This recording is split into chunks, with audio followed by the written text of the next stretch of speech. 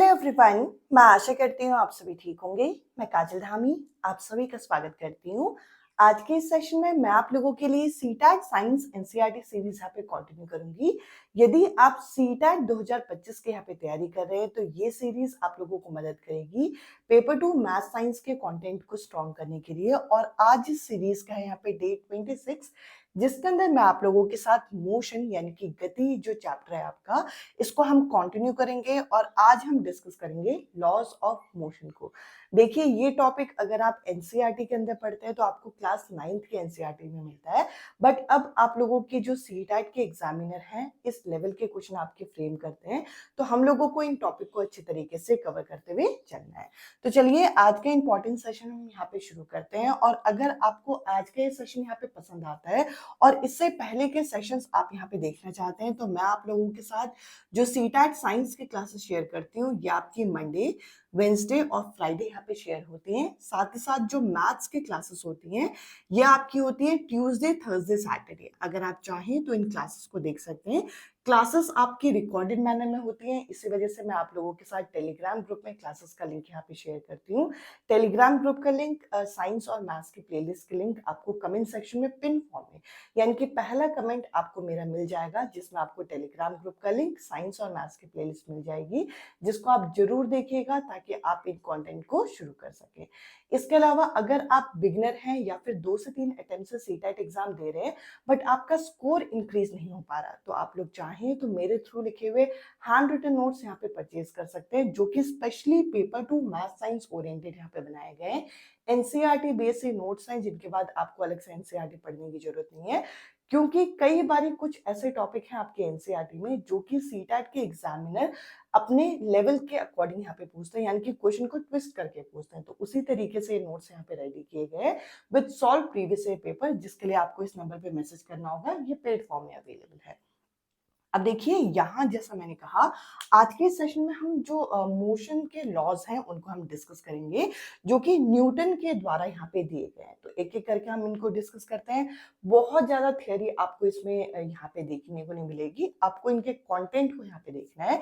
सबसे पहले न्यूटन के पहले लॉ की अगर हम बात करें, पहला नियम क्या बोलता है? सबसे पहले तो पहले नियम के अंदर ये बोला गया है कि यदि अगर हम किसी जगह पर कोई भी एक्सटर्नल फोर्स ना लगाएं, यानी कि नो एक्सटर्नल फोर्स, अगर किसी ऑब्जेक्ट पर आप अगर कोई भी एक्सटर्नल फोर्स ना लगाएं, तो उस केस में आपको देखने को क्या मिलेगा? उस केस में आपको देखने को ये मिलेगा कि जो रेस्ट वाली चीज होगी वो कैसे रहेगी? वे आपकी रेस्ट पे रहेगी, और जो चीज मोशन पे है वे चीज आपकी क्या रहेगी? मोशन पे। अब आप कहेंगे इसका क्या मतलब है? इसका ये मतलब है कि अगर यहाँ पर न्यूटन का पहला लॉ ये बोलता है कि किसी भी केस में अगर आपका फोर्स जो है ये आपका हो गया यहाँ पे 0, तो इस केस में जो ऑब्जेक्ट रुका हुआ है वो ऑब्जेक्ट रुका रहेगा और जो ऑब्जेक्ट चल रहा है वो ऑब्जेक्ट चलता रहेगा। फॉर एग्जाम्पल, अगर एक ऑब्जेक्ट है जो मोशन में है, अगर हम ब्रेक इसमें ना अप्लाई करें, अगर आप इसमें ब्रेक अप्लाई नहीं करोगे और उसके अंदर मान के चलिए कि फ्यूल जो है उसके अंदर इतना है कि वो रुक ही नहीं रही, तो बिना ब्रेक अप्लाई किए हुए वो जो ऑब्जेक्ट है वो ऑब्जेक्ट आपका रुकेगा नहीं। तो सिंपल सी बात है, न्यूटन का पहला लॉ यही बोलता है कि अगर कोई ऑब्जेक्ट जो है वो रुका है तो रुका रहेगा, मोशन पे है तो मोशन पे रहेगा, जब तक हम कोई एक्सटर्नल फोर्स अप्लाई ना करें। अब आप कहेंगे कि ये जो लॉ है ये किस पे बेस्ड है? ये दोनों कॉन्सेप्ट को हम बोलते हैं इनर्शिया। इसे आप इनर्शिया ऑफ रेस्ट या फिर इनर्शिया ऑफ मोशन के नाम से भी जानते हैं, यानी कि रुकी हुई चीज जो है रुकी रहेगी। अब यहां पर इसके एग्जाम्पल और आपको ये पता होना चाहिए, जैसे कि कुछ एग्जाम्पल मैं आप लोगों के सामने यहाँ पे इसके पेश कर रही हूँ। जैसे आपने यहाँ पे देखा होगा कि अगर एक कारपेट है, उसमें क्या है, एक कारपेट के ऊपर डस्ट लगा हुआ है, और अगर आप उस कारपेट को किसी लकड़ी से उसे हिट करो तो डस्ट पार्टिकल नीचे आ जाते हैं। अब क्यों नीचे आ जाते हैं? पहले ये जो कारपेट और ये जो आपके डस्ट थे, दोनों के दोनों कैसे थे? रेस्ट पे थे। दोनों कैसे हैं, रेस्ट पे है। जब आपने कारपेट को क्या किया, कारपेट को, कालीन को आपने हिट किया, तो ये आ गया आपका किस स्टेट में, ये आ गया आपका मोशन की अवस्था में। ऐसे केस में जो डस्ट पार्टिकल है ये ट्राई करेगा, क्या करेगा, ये ट्राई करेगा कि ये रेस्ट पे रहे, और ये क्या हो जाएगा, ये आपका फॉल हो जाएगा। समझिएगा जरा ध्यान से, यहाँ पे कॉन्सेप्ट क्या है कि रुकी हुई चीज रुकी रहना चाहती है, चलती हुई चीज चलती रहना चाहती है, जब तक आप कोई एक्सटर्नल फोर्स अप्लाई ना करो। आपने देखा कारपेट के ऊपर, एक कालीन के ऊपर डस्ट लगा हुआ था, धूल लगी हुई थी। अब ऐसे केस में दोनों के दोनों शुरुआत में कैसे थे भैया, रेस्ट में, आराम से। आपने कारपेट को हिट किया, हिट करने पे कारपेट कैसा आ गया, मोशन में आ गया। अब जब कारपेट मोशन में आ गया तो डस्ट पार्टिकल जो है ट्राई करेंगे कि वो रेस्ट पर है, और इस वजह से उनके बीच का ग्रिप टूट के वो नीचे फॉल हो जाएंगे। इसके अलावा आपने देखा होगा कि जब बस जो है, इसके अलावा और कोई एग्जांपल अगर हम देखें तो आपने देखा होगा कि बस अगर सडनली स्टॉप हो जाए, बस अगर हमारी क्या हो जाए, एकदम से रुक जाए, तो हमारी बॉडी कहां को जाती है, हमारी बॉडी एकदम से, जो बॉडी है वो जाती है आपकी आगे की तरफ, यानी कि बॉडी आपकी फॉरवर्ड जाती है। क्यों, क्योंकि बस और जो बॉडी थी पहले शुरुआत में क्या था, मोशन में था, दोनों के दोनों कैसी थी, मोशन में। आपने जब इसमें क्या अप्लाई किया, आपने जब इसमें ब्रेक अप्लाई किया, यानी कि इसको रोका, तो ये तो आ गई रेस्ट पे, आपकी बॉडी को पता नहीं है, आपकी बॉडी अभी भी मोशन में रहना चाहती है, इस वजह से आपकी बॉडी आगे को चलेगी। तो ये कुछ एग्जाम्पल है जो कि न्यूटन के पहले लॉ की कुछ थ्योरी को यहाँ पे दिखाते हैं। अब देखिए, न्यूटन ने यहाँ पे एक पॉइंट बोला कि जब हम कोई एक्सटर्नल फोर्स ना लगाएं तब ये सब चीजें होती हैं। बट अब सवाल ये है कि अगर हम फोर्स लगाएंगे तो कितना लगाएंगे और फोर्स कैसे लगेगा। तो यहां पर ये क्वेश्चन उठता है कि सबसे पहला केस तो क्या है कि जब आप कोई फोर्स ना अप्लाई करो तो ये सारी चीजें होती हैं। डस्ट देख लो, एक पेड़ देख लो, पेड़ में जो आम वगैरह लटके होते हैं, अगर आप पेड़ को हिलाते हो, पेड़ की टहनियों को हिलाते हो, आम नीचे गिर जाते हैं। पहले दोनों रेस्ट पे है, उसके बाद आपने पेड़ को हिलाया, पेड़ मोशन में आया, तो जो आम था वो नीचे गिर गया। तो ये सारे एग्जाम्पल किसके हैं, आपके या तो इनर्शिया ऑफ रेस्ट के या इनर्शिया ऑफ मोशन के। बट अगर हम फोर्स लगाएंगे तो कितना लगाएंगे, फोर्स जो लगेगा वो डायरेक्टली प्रोपोर्शन होगा rate of change of momentum. किसके प्रोपोर्शन होगा, rate of change of momentum, कि किस रेट से मोमेंटम जो है चेंज हुआ है, और मोमेंटम होता है p, जिसका फॉर्मूला होता है m इंटू वी। तो हम यहां पे लिख सकते हैं कि जो फोर्स है डायरेक्टली प्रोपोर्शन होगा dp बाई dt।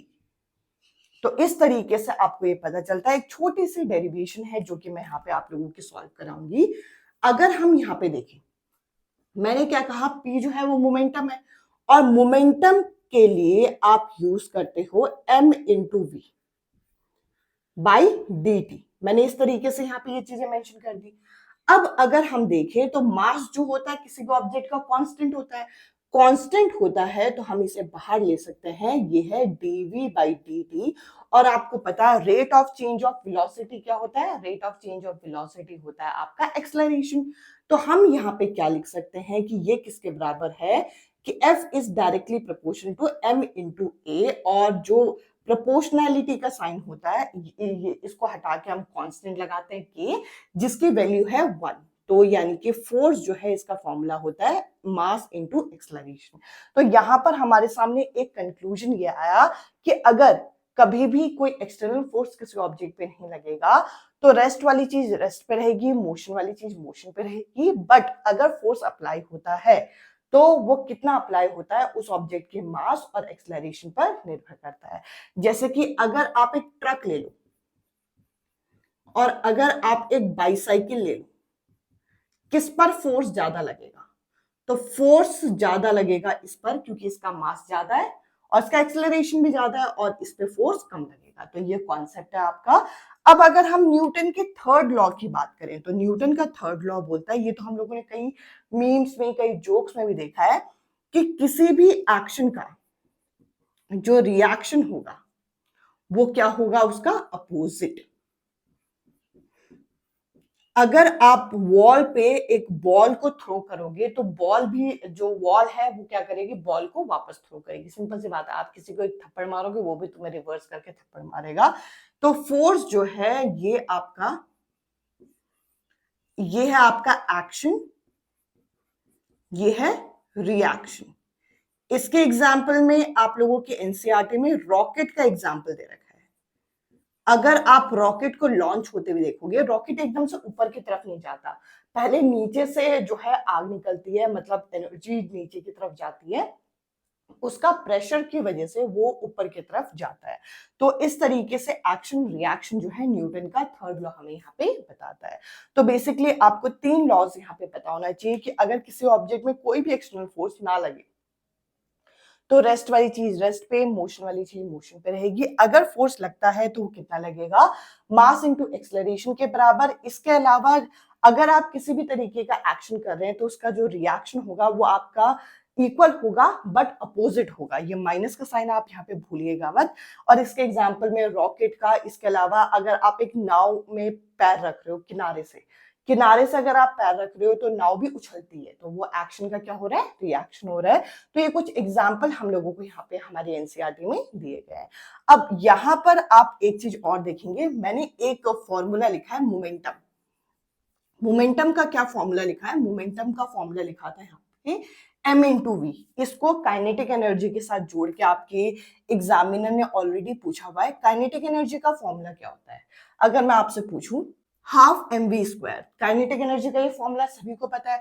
अब इसके अलावा अगर मैं काइनेटिक एनर्जी और ये मोमेंटम का रिलेशन पूछूं कि इसके बीच में लिंक क्या है, तो देखिए मैं यहाँ पे क्या करूंगी, क्योंकि मुझे यहाँ पे एम वी चाहिए था बट यहाँ तो एम वी स्क्वायर है, तो मुझे मास को भी स्क्वायर करना होगा। और मास को स्क्वायर करने के लिए मास को मैं नीचे मल्टीप्लाई और ऊपर, मतलब दोनों तरफ मैं मल्टीप्लाई डिवाइड यहाँ पे कर दे रही हूँ, तो ये हो जाएगा एम स्क्वायर वी स्क्वायर। अब आप मुझे बताइए कि 1/2m तो ऐसे रहेगा, ये जो आपकी वैल्यू है ये किसकी वैल्यू बन जाएगी, ये बन जाएगी मोमेंटम की। और मोमेंटम का यहाँ पे क्या हो जाएगा, स्क्वायर हो जाएगा। क्यों हो जाएगा, क्योंकि यहाँ पर मास का और वेलोसिटी का स्क्वायर हो रहा है।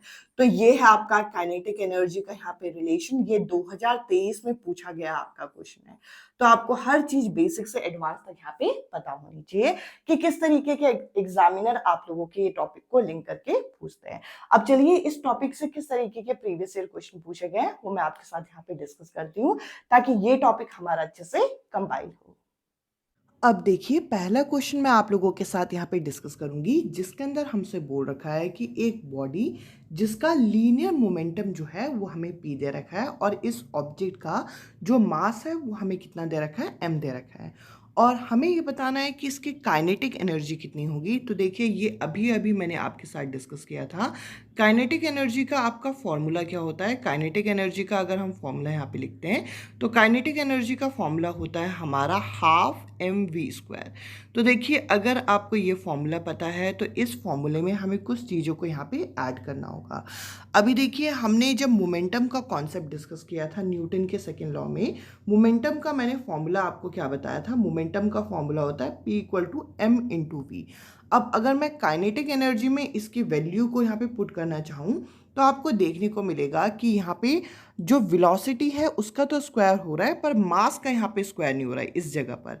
तो हम यहाँ पे क्या करेंगे, हम यहाँ पे दोनों जगह स्क्वायर करने के लिए मैं इस इक्वेशन में करने क्या वाली हूँ, इस इक्वेशन में मैं मास को यहाँ पे मल्टीप्लाई और मास को यहाँ पे डिवाइड भी कर दूंगी। उससे क्या हो जाएगा, m का भी स्क्वायर हो जाएगा, v का भी स्क्वायर हो जाएगा। अब सिंपल सी बात है कि इस इक्वेशन को अगर मैं गौर करूं तो यहाँ पे हमारे पास क्या आ गया, डिनोमिनेटर में क्या आ गया, डिनोमिनेटर में आ गया 2m। इसके अलावा न्यूमरेटर में आ गया आपका m square v square. m square v square को मैं क्या लिख सकती हूँ, देखिए m इंटू वी होता है p, तो m स्क्वायर वी स्क्वायर क्या हो जाएगा आपका p स्क्वायर हो जाएगा, p स्क्वायर बाई 2m। तो तो इस तरीके से आपको एक तरीके से काइनेटिक एनर्जी और लीनियर मोमेंटम के बीच में रिलेशन भी यहाँ पे पता चल गया कि काइनेटिक एनर्जी जो होता है वो किसके बराबर होता है, p²/2m के बराबर होता है, जो कि हम लोगों को यहाँ पे तीसरे ऑप्शन में दे रखा है। और हाँ, इस लेवल के क्वेश्चन आपके एग्जामिनर ऑलरेडी फ्रेम कर चुके हैं, तो आप लोगों को इन चीज़ों को अच्छी तरीके से यहाँ पे समझना है। अब ये जो नेक्स्ट क्वेश्चन है इसके अंदर क्या बोल रखा है, एक ऑब्जेक्ट है जिसका मास कितना है, 200 केजी है, और वो स्लाइड कर रहा है एक स्मूथ हॉरिजॉन्टल फ्रिक्शनलेस सरफेस में विथ कांस्टेंट वेलोसिटी। इसकी वेलोसिटी जो है आपकी कांस्टेंट है। तो यहाँ पे हमसे पूछ रखा है the force required to keep the object moving in the same velocity. अब अगर मैं यहाँ पे देखूँ तो आप अगर इस कॉन्सेप्ट को न्यूटन के सेकेंड लॉ से करते हैं, न्यूटन के सेकेंड लॉ का आपका फॉर्मूला क्या होता है, यहाँ पे force equals to mass into acceleration. अब अगर मैं इस क्वेश्चन को यहाँ पर देखती हूँ तो मास कितना दे रखा है, मास हमें यहाँ पे दे रखा है 200 केजी, मास तो 200 केजी दे रखा है। अब इस क्वेश्चन में क्या बोल रखा है कि ऑब्जेक्ट जो है कांस्टेंट वेलोसिटी से मूव कर रहा है, और एक्सेलरेशन हमने क्या डिस्कस किया था, एक्सेलरेशन डिस्कस किया था rate of change of velocity. अब अगर मैं वेलोसिटी में चेंज की बात करूं तो यहाँ पर तो वेलोसिटी में कोई भी चेंज नहीं हो रहा क्योंकि वेलोसिटी तो कांस्टेंट है, और अगर कांस्टेंट वेलोसिटी होगी तो एक्सेलरेशन क्या हो जाएगा, एक्सेलरेशन हो जाएगा 0। और अगर एक्सेलरेशन 0 है तो 0 को अगर आप किसी से भी मल्टीप्लाई करते हैं तो आंसर कितना आता है, आंसर आता है आपका 0। तो इस हिसाब से हम कहेंगे कि इस क्वेश्चन का जो करेक्ट आंसर है वो होगा आपका डी ऑप्शन। आई होप ये क्वेश्चन आपको यहाँ पे क्लियर हुआ होगा। अब देखिए नेक्स्ट क्वेश्चन हम लोगों के सामने जिसका अंदर बोल रखा है which of the following is true, a book laying at rest on a table. अब देखिए इसके अंदर हमारा न्यूटन का थर्ड लॉ यहाँ पे आप अप्लाई कर सकते हैं। अगर कोई भी बुक जो है एक टेबल के ऊपर रखी हुई है तो यूजुअली होती क्या है कि ये बैलेंस किस वजह से है, ये बैलेंस इस वजह से है कि एक्शन और रिएक्शन जो है इक्वल और अपोजिट डायरेक्शन में यहाँ पे लगता है। एक्शन क्या है कि ग्रेविटी इसे नीचे की तरफ खींचना चाह रही है, पर रिएक्शन यहाँ पे क्या हो रहा है कि एक रिएक्शन फोर्स ऊपर की तरफ लगता है। सिंपल सी बात है कि एक फोर्स दूसरे फोर्स को कैंसिल आउट कर देता है, और इक्वल और अपोजिट फोर्स होने की वजह से यहाँ पर जो ऑब्जेक्ट है वो बैलेंस रहता है। सिंपल सी बात है, a pair of balance force जो है वो एक्ट होता है। हम ये नहीं कहेंगे कि सिर्फ स्टैटिक फ्रिक्शन लगेगा, स्टैटिक फ्रिक्शन तो तब लगता है जब हम किसी ऑब्जेक्ट को स्टार्ट करने की कोशिश कर रहे हैं पर वो स्टार्ट नहीं हो रहा। ग्रेविटेशनल फोर्स जरूर लग रहा है पर सिर्फ ओनली की वजह से ये वाला ऑप्शन कट जाएगा, और हम इस केस में ये नहीं बोल सकते कि कोई भी फोर्स नहीं लग रहा। तो हमारा जो करेक्ट आंसर हो जाएगा वो हो जाएगा आपका डी ऑप्शन।